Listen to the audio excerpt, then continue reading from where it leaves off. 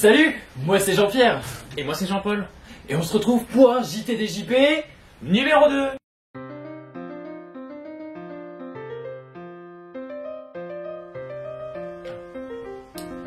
Donc, aujourd'hui au programme, une enquête spéciale de notre reporter favori Jean-Patrick qui nous parlera des longueurs de couloir.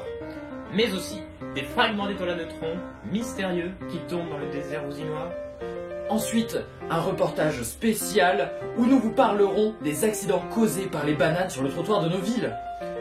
Ainsi que notre toute nouvelle rubrique où nous allons interviewer un invité mystère. Alors restez bien jusqu'à la fin. Rentrons maintenant dans le vif du sujet avec un reportage de notre journaliste favori, Jean-Patrick, qui va nous parler des longueurs de couloir. Et oui, longueurs de couloir, tout le monde se pose cette question. Je sais que toi, derrière vos écrans, vous pensez à ce sujet. Jean-Paul, dis-nous-en un peu plus sur les longueurs de couloir. Eh bien, figure-toi, Jean-Pierre, que les longueurs de couloir chez les Français sont en moyenne de 200 mètres, avec une vingtaine de portes pour accéder à des pièces diverses. Et cette moyenne est notamment augmentée grâce aux hôpitaux et aux lycées de notre chère France. D'accord. Merci beaucoup Jean-Paul pour ces informations complémentaires et on vous laisse avec notre expert, Jean-Patrick, à toi. Merci Jean-Paul, merci Jean-Pierre. Effectivement, comme l'a très bien souligné Jean-Paul, une récente étude zimbabwéenne a prouvé que la longueur moyenne des couloirs de notre chère France est d'environ un petit 200 mètres. Mais vous me connaissez et je me devais d'aller une fois de plus au cœur du sujet, afin d'approfondir mes recherches et vous en délivrer les résultats dans la plus grande exactitude. C'est dans cette optique qu'après de moult recherches, je suis arrivé à des chiffres des plus déconcertants. En effet, il semblerait que le français moyen s'équipe d'approximativement 37 mètres de couloir, effectif plus que doublé chez le français de haute bourgeoisie. Alors, comment sommes-nous arrivés à une telle moyenne ? Eh bien, les champions de toutes catégories sont les bases militaires secrètes de l'armée française qui totalisent une moyenne de près de 1 km de longueur de couloir. Le record étant d'ailleurs détenu par la base 42 en orbite actuelle autour de l'Atlantide et ses 6,66 km de couloir. Autant vous dire que la Grande Muraille de Chine n'a qu'à bien se tenir. De plus, comme l'a si habilement souligné Jean-Paul, nos services hospitaliers français sont également bien lotis. En effet, la longueur moyenne des couloirs des chambres d'hôpital atteint le très respectable cap des 7 mètres. Une étude réalisée par des carolo-massériens vient alors appuyer ces chiffres. Il semblerait que, selon eux, 28% des hôpitaux français possèdent au moins un couloir de 3 mètres. 75% d'entre eux, un couloir de 13 mètres. Et enfin, l'intégralité de ceux-ci possèdent un ou plusieurs couloirs de 26,94 mètres, conformément à la réglementation européenne en vigueur depuis le 28 mars dernier. Présents depuis bien avant l'espèce humaine, les couloirs ont encore pour sûr un bel avenir devant eux.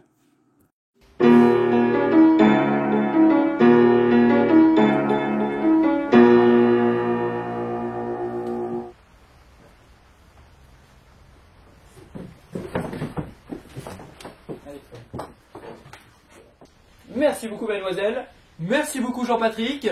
Maintenant nous allons vous parler d'une actualité très frappante du moment. En effet, on a retrouvé des fragments d'étoiles à neutrons dans le désert ouzinois. Jean-Paul, tu peux nous en dire un peu plus ? Eh bien oui, nous avons remarqué il y a quelques semaines une explosion d'une étoile à neutrons plutôt mystérieuse, on ne sait pas son origine, et les fragments se dirigent en ce moment même dans le désert ouzinois, c'est-à-dire la Terre. Merci Jean-Paul, je pense que notre expert va pouvoir nous en dire plus. Et accueillons tout de suite notre expert. Bonjour JP. Bonjour JP. Bonjour expert. Alors, expert, expertiser un petit peu plus ces morceaux d'étoiles à neutrons, il me semble. Alors, ces bouts d'étoiles à neutrons, comme vous parlez, proviennent d'une grosse étoile. Mais pour revenir à ça, il existe des étoiles à électrons, à protons et à neutrons. Les électrons sont négatifs, les protons sont positifs et les neutrons sont neutres. Et au bout d'un moment, ils en ont ras-le-bol d'être neutres. Donc ils décident d'attaquer la Terre. Allez me demander pourquoi, je ne sais pas pourquoi. Mais ils ont décidé de faire des enfants pour que les enfants atterrissent sur la Terre, vu que les étoiles à neutrons sont beaucoup trop grosses. D'accord. Expliquez-nous, comment a-t-elle fait ? Je vais vous expliquer. Donc, ça c'est notre étoile à neutrons. Ça c'est la Terre. Elle a décidé d'envahir la Terre, de la casser. Mais elle est un peu grosse et elle a surtout la flemme de bouger. Donc elle envoie ses petits enfants pour en envoyer un peu partout pour détruire la Terre. Vous voyez mieux? Pas lunettes. D'accord. Fais-moi s'il vous plaît. Merci. C'est beaucoup moins bien. Ah. Et donc, numériquement, ça donne quoi? Parce que est-ce qu'on a quelque chose à craindre dans un futur assez proche? Oui, il nous reste 4 jours. Je vous explique. Donc, ça, c'est le bout d'étoile à neutrons. On va en prendre un. Donc, comme vous voyez, ici, hop, elle a une vitesse V0. Ici, elle a un angle alpha. Donc, il y a la somme des forces extérieures qui est égale à MA, égale à la deuxième loi de Newton. Toi-même, tu sais. Donc, cela veut dire que on va tous mourir. D'accord. Vous voulez peut-être que je... C'est très clair, c'est très clair. C'est alarmant. Vous voulez peut-être que je vous explique un peu mieux. Oui, oui. Donc, et il y a une trajectoire. La trajectoire, on peut bien sûr la calculer. Donc, la trajectoire, c'est y égale 1 demi de g qui est carré, plus v0 nanana, plus la température de l'eau sur la Terre, plus la force de gravitation de Pluton. C'est pour ça qu'on peut dire, c'est ça qui est bizarre, c'est que la trajectoire bouge, car la force de gravité de Pluton bouge, et la température de l'eau aussi. Et d'où viennent les enfants? D'une relation qu'il y a eu entre deux étoiles à neutrons. Donc ça c'est l'étoile à neutrons, ça c'est l'étoile à neutrons. Hop, ils ont fait ce que vous pensez. Et ça donne des bouts d'étoiles à neutrons. Ils ont donc fait des pizzas. Ça donne des bébés. Des morceaux de chorizo. Ce sont des morceaux de chorizo qui attaquent la Terre. Non, ce sont des étoiles à neutrons. Bébé. Des bébés, oui. Non, étoiles à neutrons. Merci beaucoup, monsieur l'expert. Grâce à vous, Enchanté. tout est plus clair. Enchanté. Merci. Tu peux récupérer? Au revoir. Allez-y.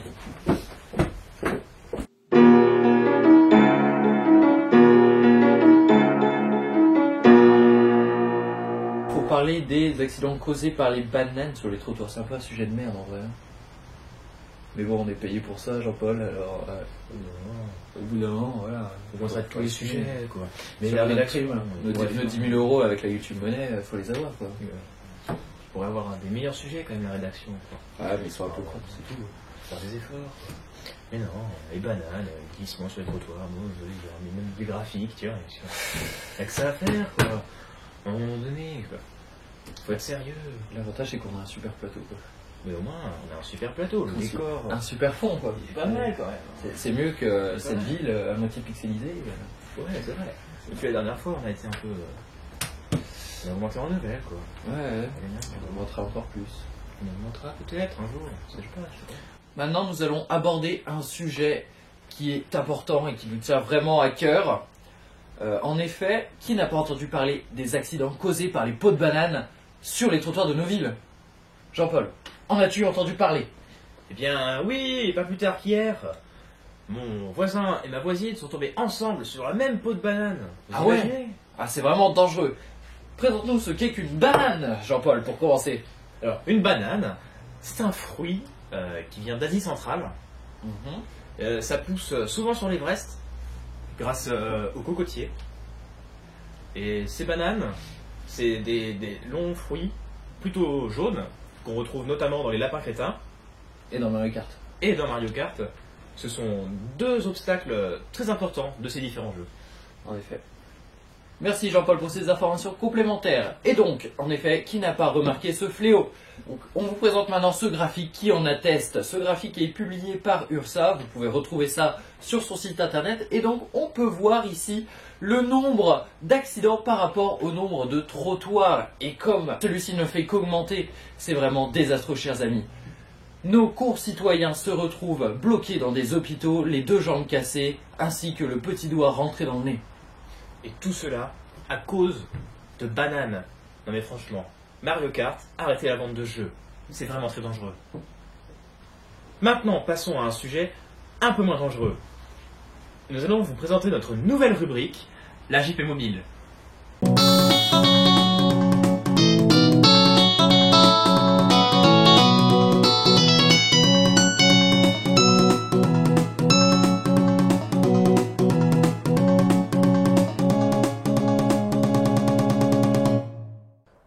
bonjour, ou plutôt bonsoir à toutes et à tous. Je suis heureux de vous retrouver pour ce premier épisode de la JP Mobile. Nous sommes à Crystal Lake afin d'interviewer une personne au destin incroyable. Monsieur Jean-Paul Léjean, tueur en série de mère en fils et psychopathe passionné qui a souhaité garder le silence. Monsieur Paul Léjean, bonsoir. Parlez-nous un peu de vous.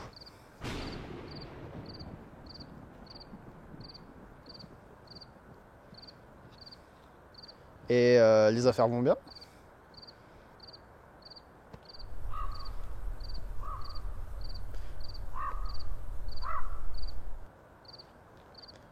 Je vois ça, il y a de quoi faire.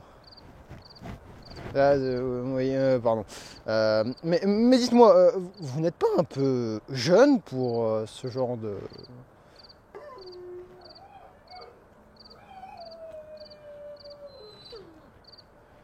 Ça tombe bien que vous me parliez de passion. Dites-moi, qu'est-ce qui vous a poussé à faire ce métier ?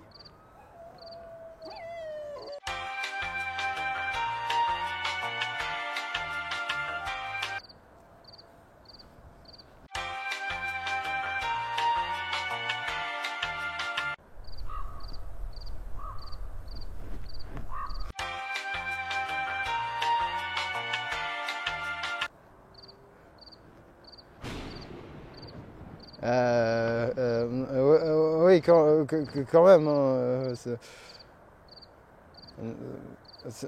non, mais je crois que c'est bon.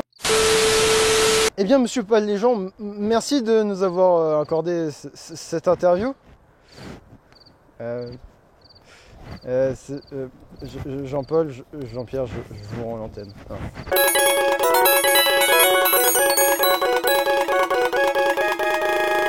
Merci beaucoup à toi Jean-Patrick pour cette interview phénoménale, on en a vraiment beaucoup appris, tu nous impressionneras toujours autant. Jean-Paul, tiens, parle-nous de notre Miss Météo qui n'est malheureusement pas là et dont on ne va pas pouvoir vous présenter la rubrique. Eh bien, malheureusement, notre Miss Météo est en arrêt maladie, car elle s'est fait couper en deux dans un spectacle de magie. Le magicien était un magicien débutant, et il l'a donc réellement coupé en deux. C'est triste. On la reverra peut-être un jour. Sur ce, à la prochaine!